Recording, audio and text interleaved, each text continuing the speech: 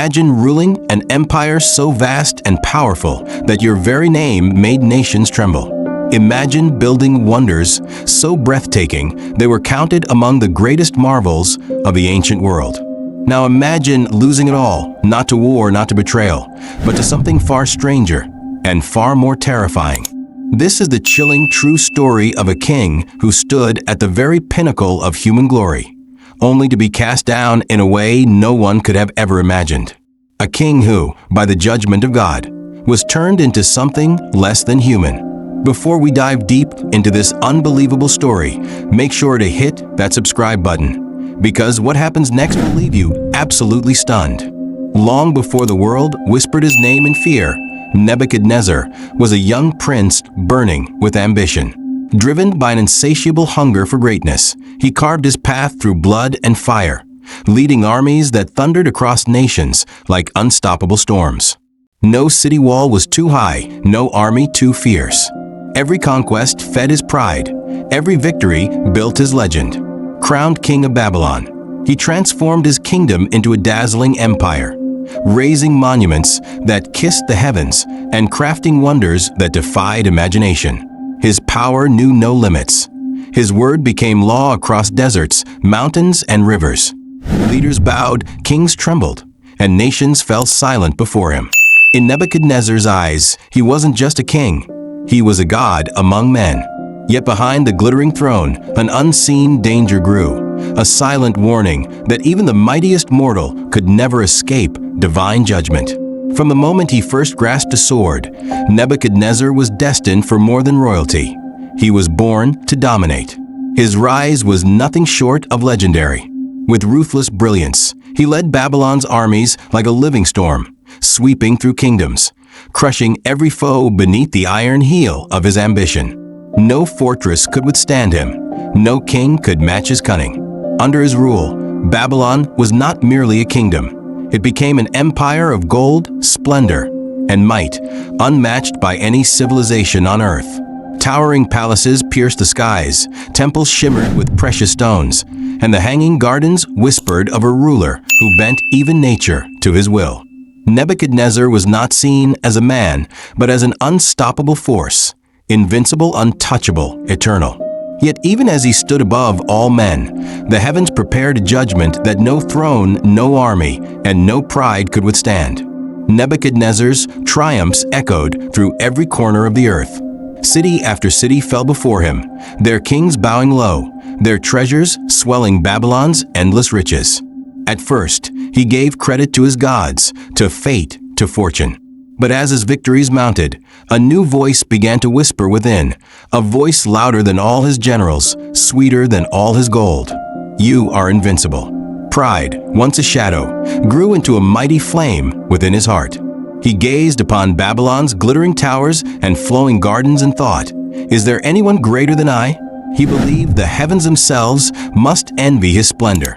His heart, once grateful, became hardened. His gaze, once humble, turned upward, not in worship, but in challenge. As Nebuchadnezzar built monuments to his own name, he could not see it yet, but the seeds of his downfall had already taken root deep within him.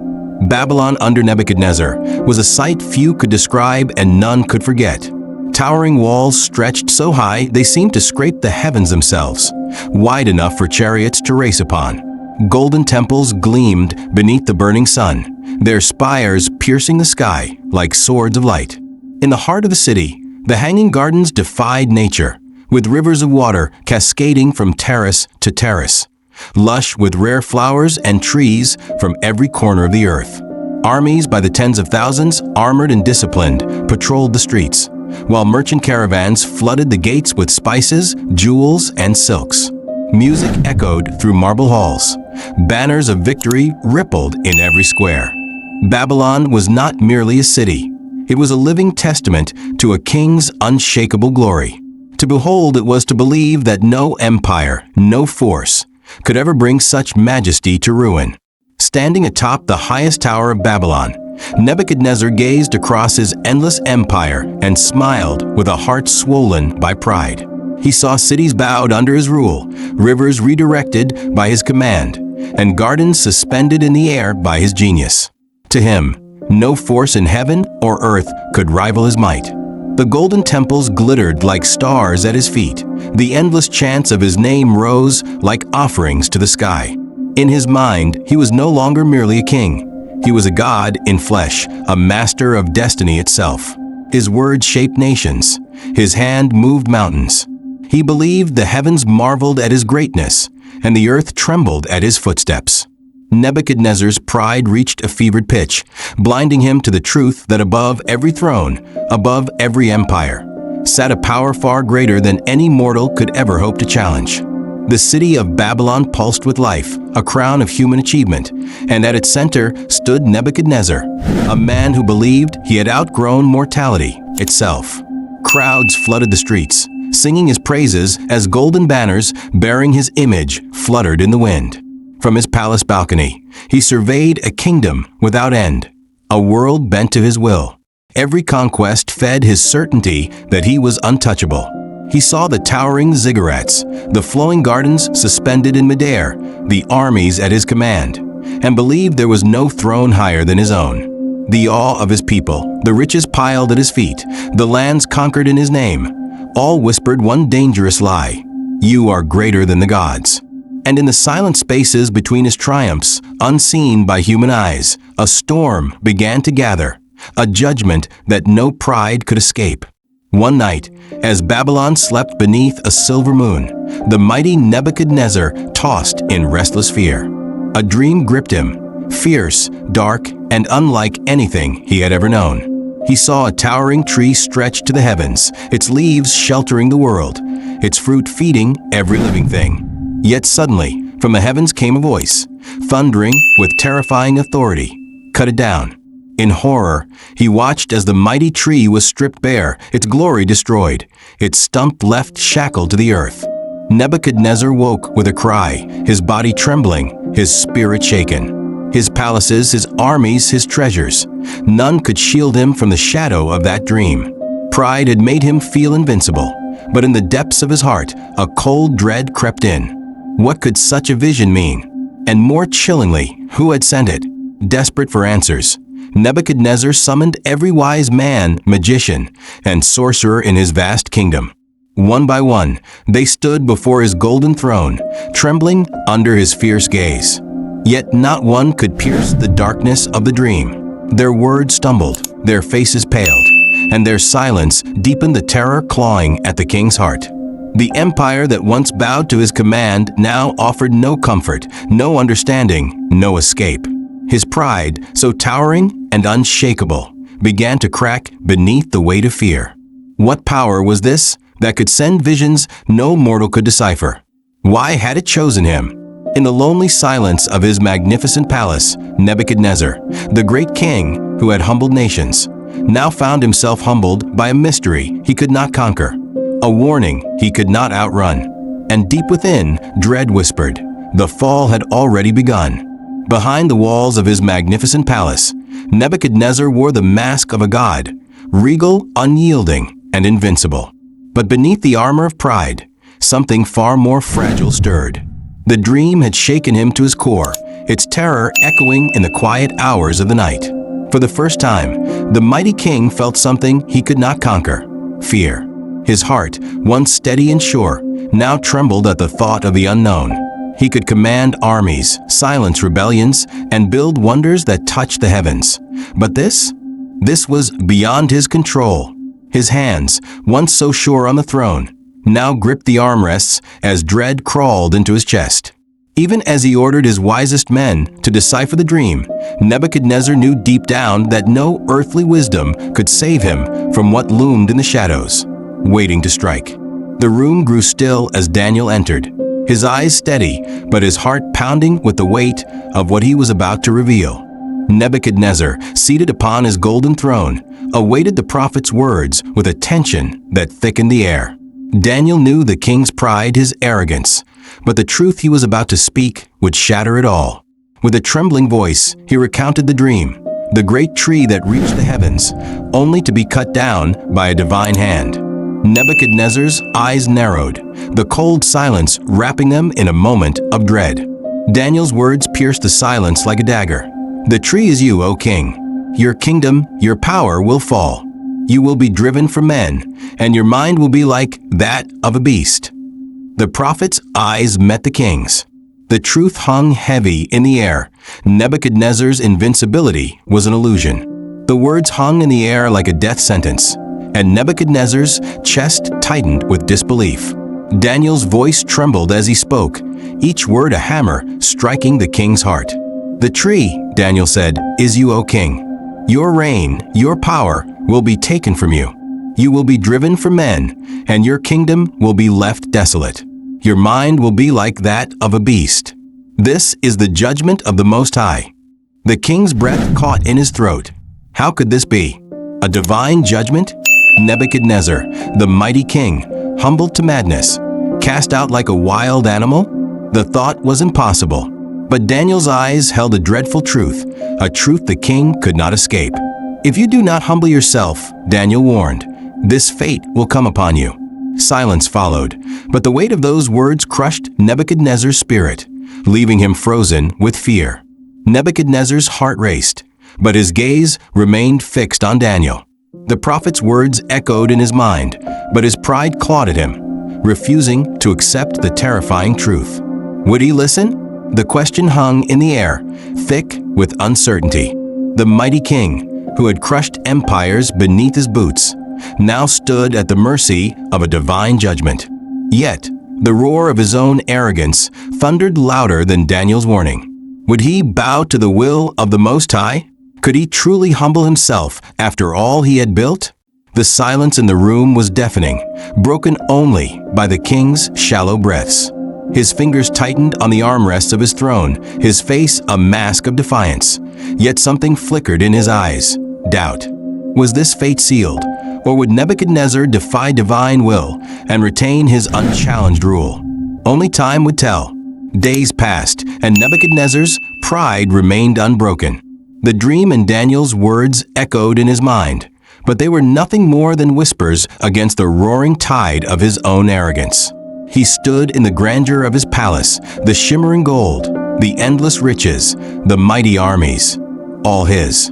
"Is this not Babylon, the great city that I have built by my own hand?" he boasted, his voice full of contempt for the divine warning. The people gathered around, their faces filled with awe, but none saw the storm brewing within him. He believed himself untouchable, a god among men, his power unchallenged. Yet, in that moment, a fatal mistake was made. His boastful words, drenched in pride, set the stage for his downfall. In the shadow of his unchecked arrogance, the seeds of his destruction had already taken root, and soon they would grow into a storm no one could escape. Nebuchadnezzar stood on the balcony of his palace, gazing out over the mighty city of Babylon. The vast, golden walls glittered in the sunlight, the gardens lush with life, and the bustling streets teeming with his subjects. He was surrounded by wealth beyond imagination, the spoils of his conquest. The air was thick with opulence, yet beneath the surface, a heavy, oppressive silence grew. He raised his voice, his words dripping with arrogance. "Is this not Babylon, the great city that I have built by my own might, my own wisdom?" His proclamation echoed across the city, but no cheer followed. It was as if the very air grew heavier with each boast, as if the heavens themselves held their breath. Unseen, the divine judgment hovered just beyond his reach, waiting for the moment when his pride would tip the balance. The ground beneath him was already crumbling, and he was too blind to see it. As Nebuchadnezzar's boastful words hung in the air, something began to shift. The once bright skies over Babylon darkened, clouds swirling in unnatural formation above the city. The sun, which had blazed over his kingdom with fiery glory, now seemed muted, as though even nature itself recoiled at the king's pride. His voice grew louder, more confident, as if trying to drown out the eerie stillness settling around him. Yet, the air felt charged, heavy with foreboding. A distant rumble of thunder echoed through the heavens, though no storm had been predicted. The shadows lengthened, creeping over the vast gardens and magnificent temples, as if the city itself was holding its breath.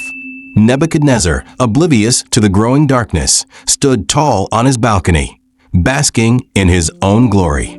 Little did he know, The storm that had begun was not of nature's making, but of divine wrath, drawing ever closer. The moment Nebuchadnezzar's words faded, a deep silence fell over the city, and then a voice. It came from the heavens, a thundering sound so powerful it shook the very foundations of the palace. King Nebuchadnezzar, to you it is declared, your kingdom has been taken from you. You will be driven from men, and your dwelling will be with the beasts of the field. The voice roared like the crash of thunder, echoing in every corner of the city. Nebuchadnezzar froze, his pride suddenly crumbling under the weight of the divine pronouncement. The words were clear, final, inescapable. His chest tightened, and for the first time, the mighty king's confidence faltered. The very air seemed to crackle with power, as if the heavens themselves had drawn a line in the sand. The empire he thought invincible, the kingdom he built, was slipping from his grasp in a moment of divine fury. As the thunderous voice faded, Nebuchadnezzar's heart pounded in his chest, and the world around him seemed to warp. His once proud posture slumped as an overwhelming sensation of weakness washed over him. He gasped for air, his breath coming in ragged gasps as his body began to change. His skin, once smooth and regal, grew coarse and rough, his nails thickening and curling like claws. His mind, once sharp and commanding, clouded with confusion. His senses became distorted, and his vision blurred. The ground beneath him seemed to sway as if the earth itself was pulling him down. His regal garments faded, replaced by the filthy, ragged appearance of a beast. His roar of defiance turned into a guttural growl. The transformation was swift, relentless. In a moment, the mighty king, who had once ruled with invincible pride, was now a creature of the wild, banished from his kingdom. The king's body convulsed violently, as if something inside him was tearing apart. His joints twisted in unnatural directions, his spine curving, cracking with a sickening sound.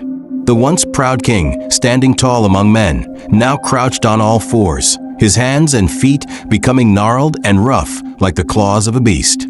His face contorted in agony as his features stretched, his eyes widening in terror, unable to comprehend the nightmare unfolding within him. The once sharp intellect that had commanded nations now shattered, replaced by a haze of confusion and madness. His thoughts scattered like leaves in a storm, the proud man who had ruled the earth now unable to recognize his own reflection. He let out a deep, guttural roar, an animal's cry of despair. His mind, now lost to the wilds, had become as untamed as the body it was trapped in. For 7 long years, Nebuchadnezzar wandered the wilderness, far from the throne and power he had once held. His body, now grotesque and twisted, was a reflection of his shattered pride. His hair grew in tangled masses, thick and coarse, resembling the feathers of an eagle, wild and untamed. His nails, once manicured and regal, were now thick and jagged, like the claws of a bird of prey, curling into the earth as he clawed for food. His mouth, once accustomed to royal feasts, now chewed the grass of the fields as he hunched on all fours, eating like a beast. His once noble eyes, now wild and feral, glinted with madness and confusion. His skin, covered in filth, was weathered and rough from the elements. Nebuchadnezzar had become a creature of the earth, humbled by the very forces he once believed he could control. Nebuchadnezzar, once the most powerful ruler in the world, was now nothing more than a creature of the wild. The weight of his fall crushed him deeper than the isolation of the wilderness ever could. His once commanding presence, revered by nations, was now reduced to an animal's. The king who once sat in golden palaces, feasting on the finest meals, now fed on grass like a common beast, his teeth tearing through the earth. His regal garments, now nothing but rags, clung to his body like remnants of a past life. His mind, once sharp and filled with grand plans for empire, now churned with nothing but confusion. The realization of his utter helplessness came in moments of rare clarity. The prideful king who thought he was a god was now less than human, stripped of his dignity, a hollow shell wandering aimlessly in the wilderness. Can you imagine it? The greatest king in the world, a man who once commanded armies, built empires, and was revered as a living god, now reduced to nothing. Nebuchadnezzar, once draped in royal robes, now scrambles on all fours, his body deformed, his mind shattered. The golden palaces that once reflected his power are nothing more than distant memories, swallowed by the wilderness. The riches he amassed, the kingdoms he conquered, all gone. All that remains is a man-turned beast, eating grass like cattle, his once commanding voice now replaced with guttural roars. How could such a mighty ruler fall so far? This wasn't just a fall from power, it was a fall from humanity itself. The man who had everything now had nothing. How could someone who had once been so great be reduced to this? It's a shocking reminder. Pride comes before the fall. As the years dragged on, time seemed to stand still. Babylon, once a vibrant heart of the ancient world, now lay in eerie silence. The grand city's walls, which had echoed with the triumphs of a mighty ruler, stood unmoved, but the echoes had faded. The people who had once cheered for their king now whispered in hushed tones, unsure of the fate of the man who had been their greatest leader. Nebuchadnezzar's absence weighed heavily on the kingdom. His name, once a symbol of power, was now little more than a ghostly memory. The sun rose and set over the silent city, but the grandeur of the empire seemed distant, forgotten. While the world moved on, Nebuchadnezzar remained lost in the wilderness, a king in exile, a shadow of the ruler who had once commanded the world. His fall had cast a long, lingering silence over everything he had built. In the heart of Babylon, where once the king's word had been law, a new kind of whisper began to spread. Behind closed doors, the courtiers, advisors, and even soldiers began to speculate. Where was Nebuchadnezzar? What had become of the mighty ruler who had built the greatest empire in the known world? Rumors swirled like the winds through the palace halls. Some said he had gone mad. Others claimed he was lost in the wilderness, never to return. Political factions formed, each vying for power in the king's absence, each uncertain of what would come next. Some believed Nebuchadnezzar's downfall was a sign from the gods, while others feared a new ruler might rise in his place. Babylon had once thrived under his reign, but now, with the king's madness keeping him hidden from view, the fate of the kingdom hung in the balance. For Nebuchadnezzar, the silence of the years was deafening. Gone were the days when the streets of Babylon hummed with life and his name was uttered in reverence. The kingdom he had once ruled with absolute power now seemed to mourn his absence. The once glorious palace, where he had sat upon his golden throne, was now empty and cold, a stark reminder of his fall from grace. His subjects, who had once adored him, now whispered in fear and pity. The powerful king who had conquered nations was now a forgotten shadow, abandoned by both his kingdom and his own sanity. The weight of his humiliation hung heavily on the air, a constant reminder of his lost empire. Nebuchadnezzar's heart ached with a crushing realization that everything he had built, everything he had once been, had crumbled to dust, leaving him alone, a forgotten man in a world that had moved on without him. After years of madness, Nebuchadnezzar's soul, battered and broken, found a flicker of clarity. It was as though a veil had been lifted from his eyes. The once proud king, who had looked only to his own strength, now found himself looking up to the heavens in desperate humility. For the first time, he saw the vastness of the sky above him, and with it, the unimaginable power of the God who had brought him low. The weight of his pride, his arrogance, and his disregard for the divine crushed his spirit. He had been humbled by a force greater than himself, and now, in the stillness of the wilderness, his heart softened. He looked to the heavens, lifting his hands in silent repentance. A king who had been broken, but for the first time was truly aware of the Almighty. He had learned in his darkest hour that only God could restore him. In the quiet, barren wilderness, Nebuchadnezzar's heart began to soften.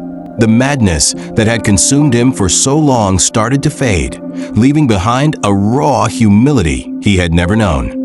As he gazed up at the heavens, the once mighty king felt a profound sense of awe, not at his own strength, but at the boundless power of the one who had brought him low.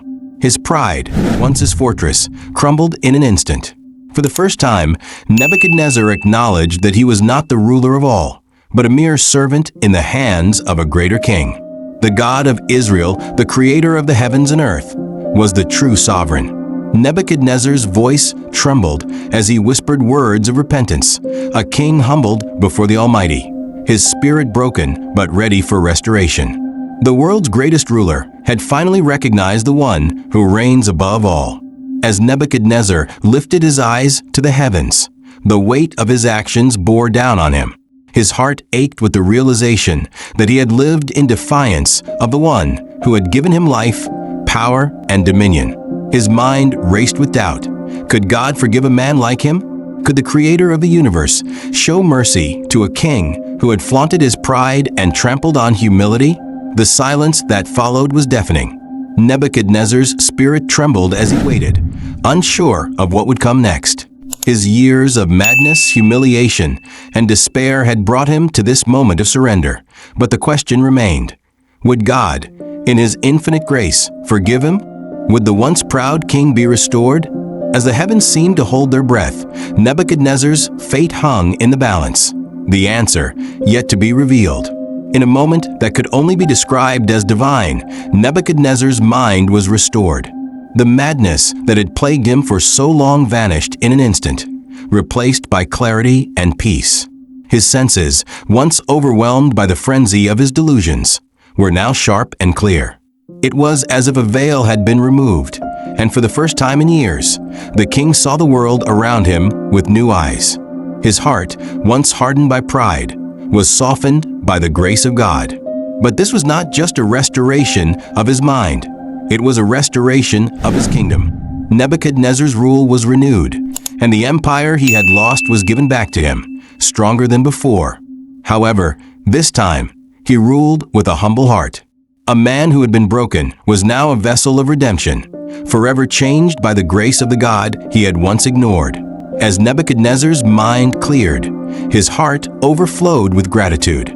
The king who had once boasted of his own greatness now humbled himself before the only true king. His pride had been shattered, but in its place was a heart filled with awe and worship. He fell to his knees, his voice trembling with emotion as he praised the God who had restored him. Now I, Nebuchadnezzar, glorify and honor the King of heaven, for all his works are true, and his ways are just. His declaration echoed through the palace, a king no longer driven by arrogance, but by a deep, reverent love for the Almighty. His empire, once a symbol of human achievement, now stood as a testament to God's mercy.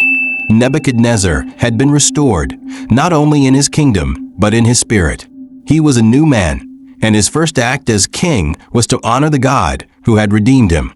The story of Nebuchadnezzar's fall and restoration serves as a powerful reminder of the dangers of pride and the boundless mercy of God. A king who once ruled the world with unmatched power was humbled to the point of madness. Yet in his deepest despair, when all seemed lost, God extended mercy and grace, restoring both his mind and his kingdom. Nebuchadnezzar's transformation is a testament to the power of humility. When he acknowledged that God alone reigns over all, his heart and life were forever changed. The greatest lesson we can take from his story is this: no matter how high we rise, we must never forget that it is God who gives and takes away. True greatness lies in humility, and divine mercy is always available to those who repent and seek his forgiveness. Nebuchadnezzar's life, from pride to restoration, teaches us that with God, there is always hope for redemption.